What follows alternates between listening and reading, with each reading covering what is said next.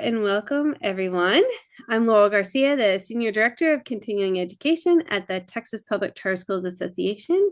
And today we're going to hear all about using AI tools to support principals from our speaker, Jeremy from Pivot Leaders. But before I turn it over to him, I just have a few of my regular reminders. So if you're looking for the handout for this session, it was uploaded into Charter Central, the same place where you registered for this webinar. You're going to return to the course listing, click on the title, and all the webinar details, including the handout, will be located there. Also, Jeremy will share his contact information at the end. So if you have any remaining questions, you can reach out directly to him to ask them. Once this webinar has concluded, you can return to Charter Central to complete a survey as well as a quiz. After you answer all of the survey and quiz questions, you can then download and print your certificate for watching this webinar.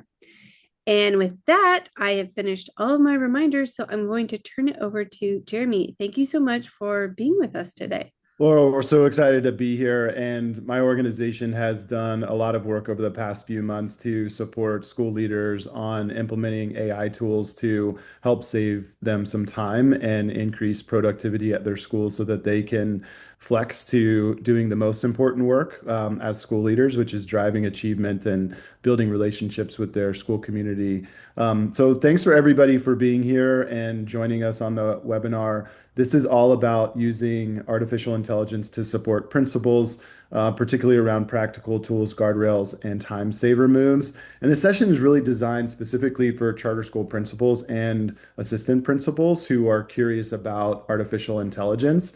They may already be experimenting with it, or they're trying to figure out how to use it responsibly without adding more to their plate. So I'm really glad for those folks showing some interest in this, and I think that it's going to be very helpful in helping you build some capacity around these new technologies. Let me just introduce myself first and share some of my background. My name is Jeremy Jones. I'm a dad. I'm an ultra endurance runner. I went to Texas A&M. The proudest member of the Fighting Texas Aggie class of 2004. And then I went to law school at the University of Arizona a couple of years later. But professionally, I've spent my entire career in education. I started out as a Teach for America Corps member in New Orleans. Worked to support Yes Prep's growth during their first big phase of growth in Houston, and then launched the Democracy Prep schools in San Antonio. I've also led state authorizing work in both Tennessee and in Maine, and I ran a network of schools in Arizona. I think all of that experience really shapes how I think about artificial intelligence as a tool that should really support school leaders and not distract from the real work that should be in front of us, that magic that happens between student and teachers. So also about our organization, we are called the Pivot School Improvement Leaders, and at Pivot we partner with schools to strengthen their leadership and accelerate student learning. We believe that principals and leadership teams are the single most important lever for sustained improvement over time, and our work focuses on leadership coaching grounded in real work, professional learning for leaders at all levels, and support for strong instructional systems and team culture. Our approach is simple, but it's really disciplined. We build trust, we focus on a few high leverage routines, and we practice consistently to drive lasting change. So if you're interested in the work that we do or interested in partnering us, you can find out more at the end of our session today. But let's talk about our plan for this session. So we want to make sure that by the end of this, you should be able to self-assess your current level of AI proficiency, understand clear guardrails and ethical expectations for AI use in schools, because that's a really murky area right now. So we want to dive into that and give you some guidance. We also want to identify some high leverage principal tasks that artificial intelligence can support with immediately. So we're talking about like tomorrow, you can use some of these things. And then we're going to use some strong prompts to save time without compromising your professional judgment or your relationships. So those are the things that we're going to accomplish today. I think most importantly, you're going to leave with one concrete next step that you can try this week. So this is really practical. We're going to get into some of the abstract sort of ethical things. We're going to get into some guidance. We're going to look at some examples, but we want to make sure that like you leave being able to have some additional skills in your tool belt here. Our agenda, and we're going to move through quickly because it's a recorded webinar, and you can go back and listen to it again and share it with teammates. But we're gonna move pretty briskly here. We're gonna do a quick self-assessment on where you are with AI. We're gonna talk about guardrails, ethics, and risks. We'll look at some practical uses and some use cases for principals. We'll do some guided practice and examples, and then talk about some common challenges and how to kind of get over those common challenges. And then we'll close and make some commitments. So that's the direction that we are headed over the next few minutes here. So I think first and foremost, what's important to call out here is like, what do we mean when we say AI? AI is kind of a broad term right now, and it's really an umbrella term and can serve all manner of technology tools. Artificial intelligence can include technologies that do a lot of different things. In this session, we're talking about one specific branch of artificial intelligence, and that is chat-based tools powered by large language models. These tools help principals draft, organize, and think through information more efficiently, but they don't replace professional judgment and decision making. Large language models don't think. They don't have reasonability. They can't process the same way that we process through complex challenges, and they don't make decisions. They predict language based on patterns.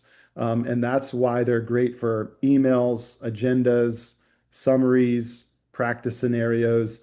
And it's why they're not great at appropriating decision making or doing discipline calls or evaluation or anything that requires judgment. So that's something to keep in mind for us today. Also, as you dig into some of the tools, these are chat-based tools. And so it is like having a conversation with somebody. The more that you are at depth at having conversations, the better the tool is going to be for you. And so keep that in mind as well. Now, you may be using a lot of other technology at your school. Maybe it's IXL, maybe it's other platforms that students are using, and perhaps those technologies are building AI capacity into those tools. That's something completely different than what we're talking about here today. So just keep that in mind as we work through this.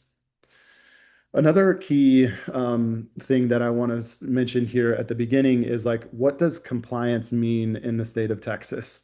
So currently, there are no AI specific statutes. And I put yet in parentheses here because we don't know how the state legislature is going to provide guidance, particularly for schools around this. And so that's something for us all just professionally to be aware of and to monitor.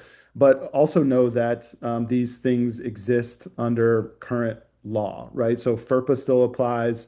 Data privacy expectations are still guidelines for us, and certainly Educator Code of Ethics still applies to this as well. And something that's really important, I think, especially as educators think about how to process data or how to better communicate through AI tools, we need to ensure that the conversations we're having with our chat tools are de-identified from specific humans, that these things exist in draft form only, that you're not publishing exactly what your AI chatbot is spitting back at you, and that they are always reviewed by humans before they go out to an external audience. I think our key message here around the compliance piece and the legal frameworks is that AI is not changing the rules. And it just requires us to apply them more carefully. So that's something that I want you to keep in mind. And if you need additional guidance, I would suggest reaching out to a legal expert to help you with that. Hmm.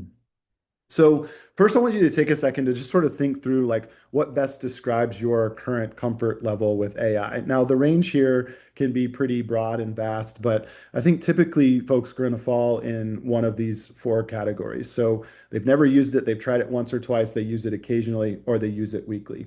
Now, even within there are different spectrums too. So if you are using it on a regular basis, this session is still for you because we're going to teach you how to refine those skills a little bit better and become more proficient with these tools. So wherever you are, sort of take a quick assessment of where you fall. This session is for everyone who falls anywhere on this list. But I do want to also create some depth here. So when I think about AI proficiency levels for school leaders, I think about folks in these four categories. So level one is what I might call an explorer. These folks are really curious about AI and how it can support them, but they're unsure on where to start. They may be cautious about messing up or doing things wrong, or they may just not be using tools at all. So that's our explorer category. Level two, I would say these are our users. These folks are drafting and brainstorming through AI tools. Their results might be inconsistent because they're not refining their process, and they're still figuring out like how to best prompt our chat tools to give them the best outputs. Our level three are our strategic users. These are folks who are using AI intentionally for recurring tasks. They're really verifying the output, then they know how to control the tone, audience, and format. And then our level four are experts. These are folks who are integrating AI into their leadership practice. They use AI to protect their time for instructional leadership. They model ethical use of AI, and they teach staff how to think with AI and not just use it at basic levels. Now, the important thing here is the goal is not to rush across this. There's no benefit to us to say, like, I got to get to level four by this time next year.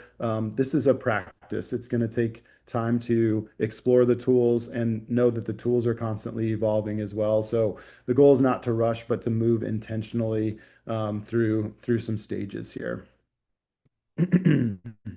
So clear guardrails for principals, I think, is essential.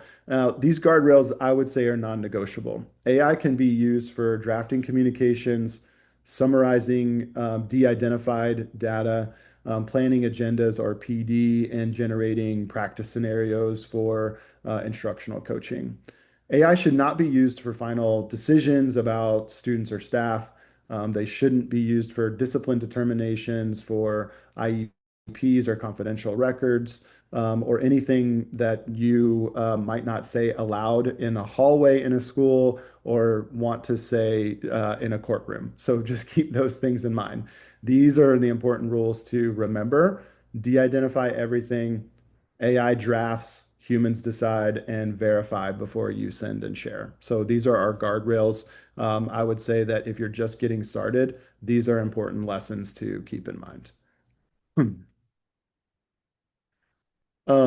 So again, just reinforcing that we want to de-identify things, we want to draft and then maintain our ability to decide and then verify before you send externally. Now, there are some key things that are going to save you time, and this is where we get into the meat of our work today. These are all principal time savers, and I've included four here. The first one is drafting communications. And when you think about the role of a school leader, like your job is to communicate in ways that motivate and influence other people. And so this is like a majority of your job. And you probably spend a lot of time thinking through parent communications, staff communications, and maybe some family newsletters or some student newsletters that you have. This is a huge opportunity to save you some time. We'll talk through some examples here, but I can also share a personal example that I could look back at my staff notes that I would push out every week. I would take all of those old drafts, I would upload them to an AI tool. I would say, hey, get to know how we communicate with our staff, learn how we do it, and then help us draft future communications. That's a pretty sophisticated way to refine your communication strategy at your school. But this would be an opportunity to save yourself anywhere from 30 minutes to 2 hours a week where you could be doing other things. Our second time saver is around organizing and summarizing information. Whether it's attendance trends, interim assessment results, or walkthrough notes, it's a big opportunity for principals to, to gather the information, to upload it, to ask AI to help make some sense of things, and then to provide some summaries. I think when you look at complex information, whether it's in interim assessments or walkthrough notes, like it's going to be able to like pull out some key themes for you and keep your focus on the instructional priorities for your school. So I look at this and I say, again, this could save me anywhere from 30 minutes to 2 hours a week. So now we're aggregating your time savers to really allow you to flex to other needs in your school building. Our third time saver here is just around preparing meetings.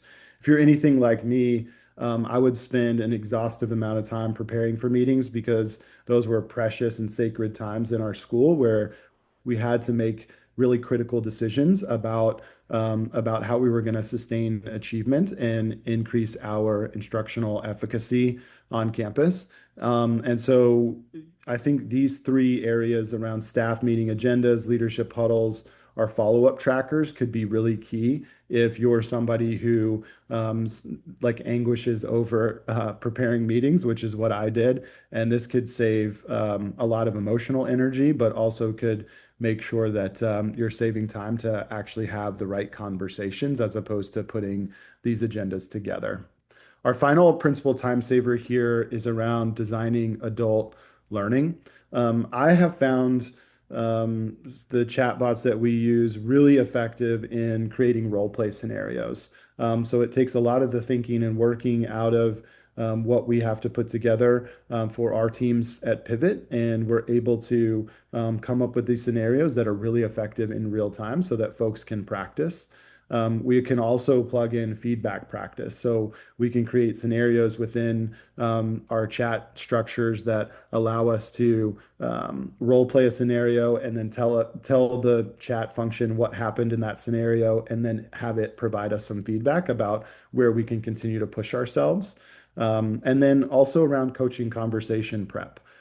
So if you are walking into a high stakes meeting with a teacher or maybe an instructional leader, this is going to help you organize your information and have really great conversations about how to push instruction forward. So those are already four time savers that can, save a significant amount of time throughout your day and your week as a school leader. Let's talk about the tools here because there are certainly plenty there. And, I think this is a pretty noisy area, and some folks don't know the value of the tools. If you've already chosen a tool and you like it, I would say stick with it. If you are just beginning and need to choose a tool, I would probably suggest a Chat GPT. It's flexible, it's got the easiest learning curve, and it's like you can start this today. Now, there are levels of Chat GPT that are free. There are more expensive ones that you can buy memberships to if you want to. That's all going to determine your ability to upload documents, the number of projects that you can have going in your chat, all of those sort of complexities. But I would say if you're just starting out, there's no reason why you can't just download the app or get on the browser and start doing some chats with ChatGPT. If needed, you can add some other tools here. You might use Claude for long documents, which is really helpful. You might be on the Microsoft platform, so Copilot for different things in your tech stack or your environment, and perhaps Gemini if you're operating in the Google environment as well. I think the key thing here is that one tool used really well is going to beat out four tools used properly. And basically, these tools all do similar things. The difference is just how you incorporate it into your daily workflow. So don't get caught up into, which one is the best. Just be thinking about like what is the easiest for you to grab and start to move with. Let's look at some examples. So these are our three, use case scenarios, and we're going to look at some appropriate uses of AI here. So first is around drafting a parent communication. Now, AI helps generate a calm, clear first draft here, but the principal is going to edit it and own the final messaging. So you can see on the left side is our scenario. A principal needs to send a message to families about an upcoming schedule change due to testing. This is certainly something that happens quite often in your context. This message needs to be clear, calm, supportive, and the principal wants to avoid any confusion or unnecessary anxiety. We are all focused on attendance. We want kids at school. We don't want to scare families away. And so that's the situation. We want them to be at school so that they can demonstrate what they've learned. Now, the principal can use a chat-based AI tool like a chat GPT to draft our first version of the email. In this process, they would specify their tone. They would set some constraints. So they might talk about word count, and family-friendly language.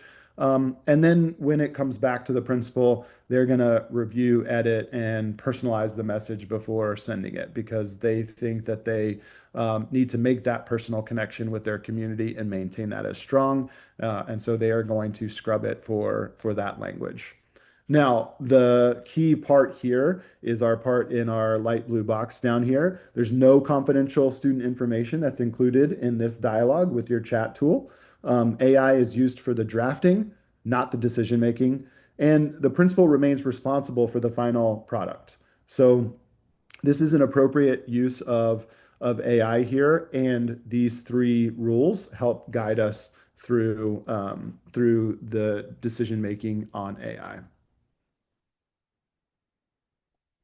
Our next use case here is preparing for leadership team meetings.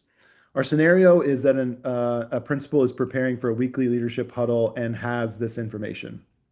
They've got attendance data, they've got interim assessment results, they've got walkthrough notes, and they want a neutral summary to help their team interpret some patterns. Now, the principal is going to use AI to de-identify all of the data, so no student or teacher names are included in their discussion with the chatbot. They're going to ask their chatbot to summarize patterns only, not causes or solutions.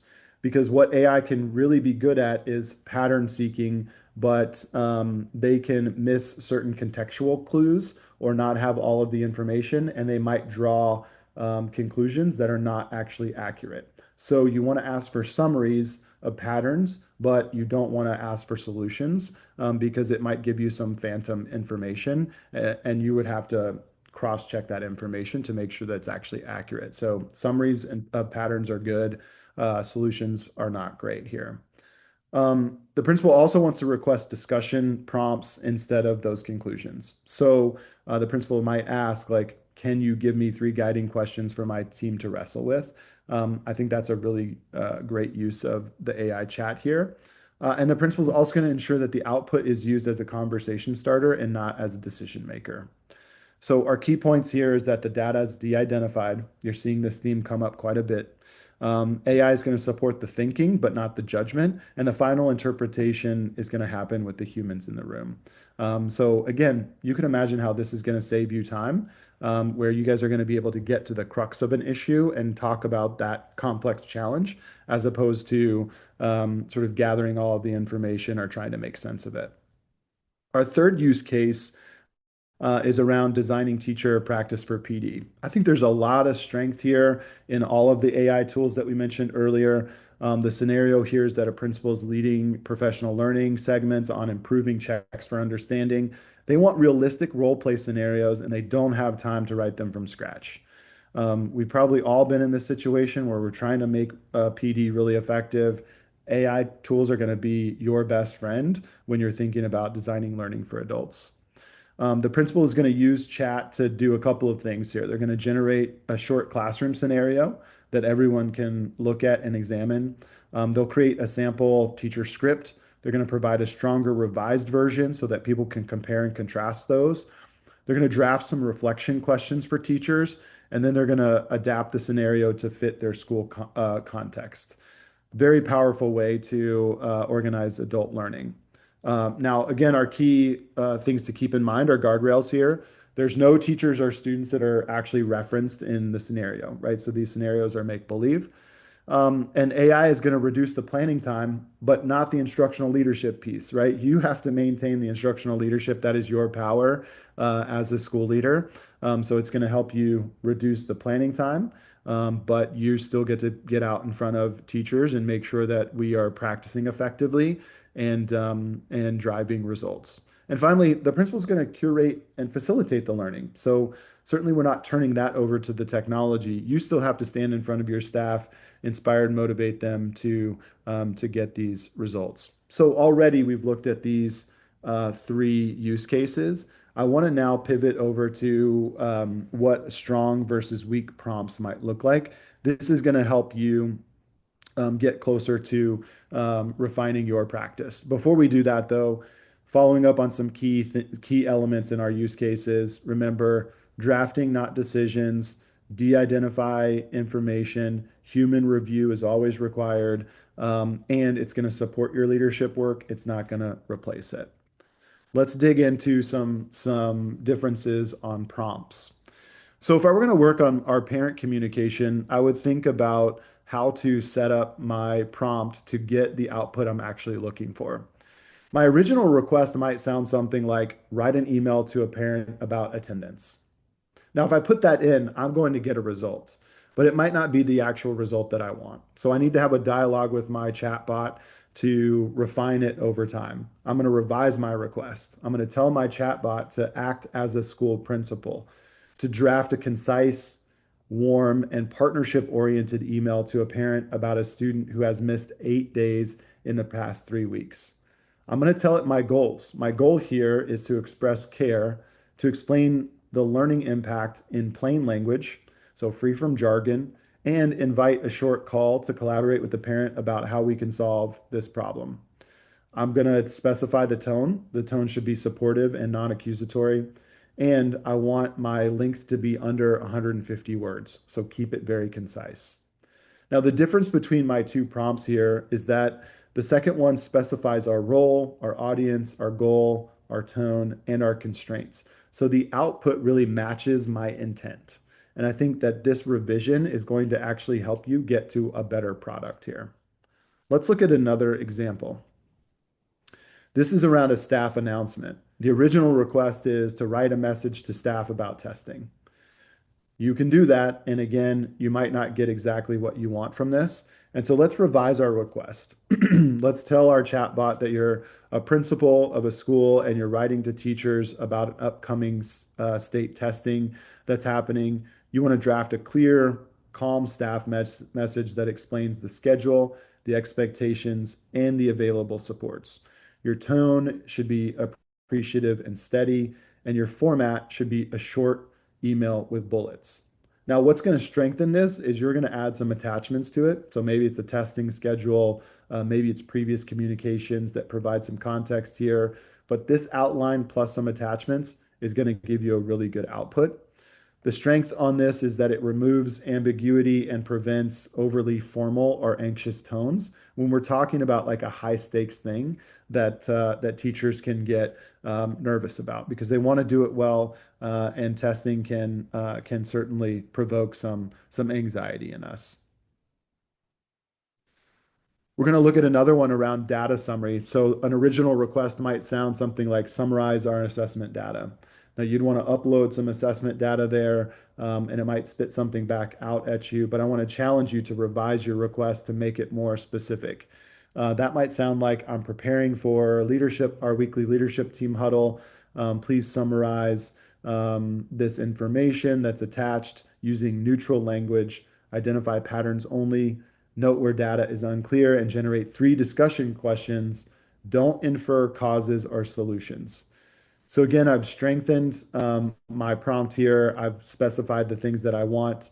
I've protected against overinterpretation, and I keep the humans responsible for making meaning of this scenario here. So again, you can see the contrast between a weak prompt and a strong prompt. Let's do one more. This is around our meeting agenda. Our original request was make a staff meeting agenda. Again, very basic. Let's revise that request. Let's challenge ourselves to be more specific here. Create a tight 60-minute staff meeting agenda focused on strengthening tier one instruction. Include a 5-minute welcome, a 10-minute celebration, 20 minutes for PD on lesson internalization, 20 minutes for grade level collaboration with clear output, and a 5-minute close. And I want this formatted in a table. So again, I am revising this to provide time constraints and formats so that I can get a usable agenda instead of a generic list. So I've completely strengthened the request. I've given it these time buckets that it can help me organize this flow of the staff meeting, and I'm going to feel really good that I can then print out this table and send it along to the staff so they know it's coming. In each one of these scenarios, I've gone from an original request to a revised request, and I think what this takes is some practice over time. I think you will, as you dig into these tools, become stronger and stronger because you will know what you're looking for. And each of these prompts you can copy and paste for yourself and see how they help you. And I'm certain that there are ways that you can refine these to make them even stronger. Now, I get to work with a lot of schools. Oh, we have one more example here. Let's do the teacher feedback because I think this is important. So, original request is give feedback to a teacher. Not helpful, right? Like the teacher is going to need meaningful feedback. The chat bot's also going to need to know like what kind of feedback and what's it relevant for. So, here's how we revise the request. You are an instructional leader drafting feedback after a 10-minute walkthrough observation in a sixth grade ELA class. Provide two specific strengths, one actionable next step related to checks for understanding, and a suggested support. Please make sure your tone is respectful, specific, growth oriented, and make sure it's no longer than 150 words. So our strengths here are around keeping our feedback concrete, ethical, and aligned to coaching best practices. I see this as saving a lot of instructional coach time, and it's also going to help over time as you get more and more observations under your belt. The chatbot's going to be able to help you make sense of patterns and trends over, a dozen or 2 dozen observations over the course of the year. So I think the key point here is that if the output feels generic, then the prompt was too vague, right? So we saw that in each of the original requests, and we saw how the revised information was just more clear and more helpful. I've even seen school leaders who have provided all those specifications and then told the chatbot what it didn't want. And so I think as you dialogue with your chatbots, just be really clear about what you do want and what you don't want, and it's going to help you get closer to the output that you ultimately desire.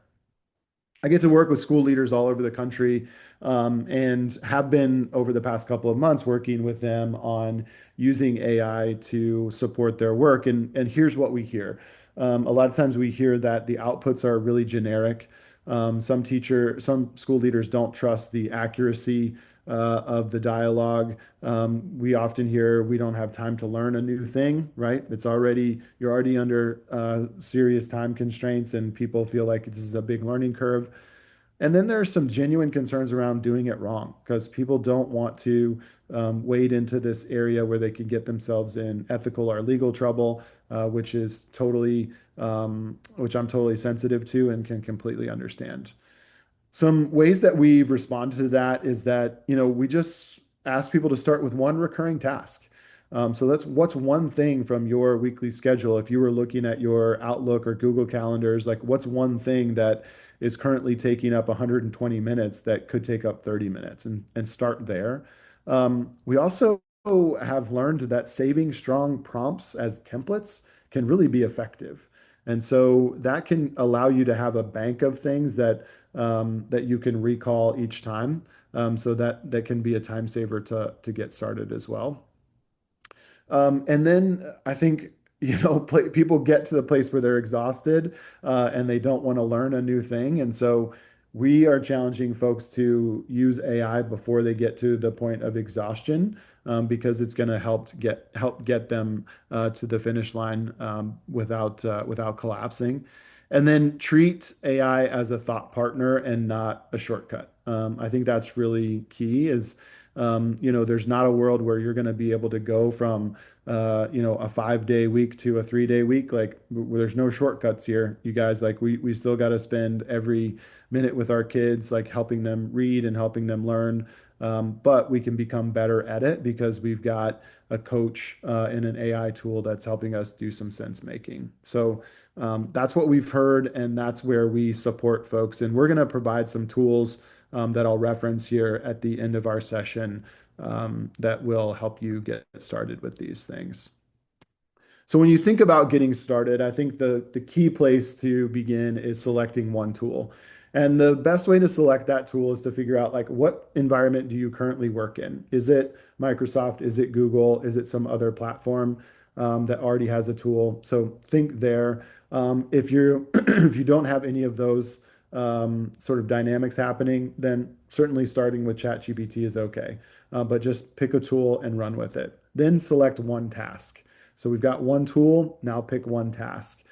Is that parent communication? Is it staff meetings? Is it adult learning? We've provided a couple of use case scenarios that I think can be helpful for you here. So just pick one of those and start working there. Schedule yourself 10 minutes. That's all it's going to take to get started. Use that 10 minutes, start a dialogue with your chat bot, and see how that discourse can really help you improve the outcomes that you want. And then once you've gone through that cycle, look for one more opportunity. So maybe you've practiced with parent communication over the past month, and you've gotten really good at that. Now maybe you're ready to move toward your staff meetings, or your teacher feedback or whatever that next phase is for you. And so then pick that opportunity at that time. There's no problem with starting small here, and maximizing that and then capitalizing on your growth to do something better.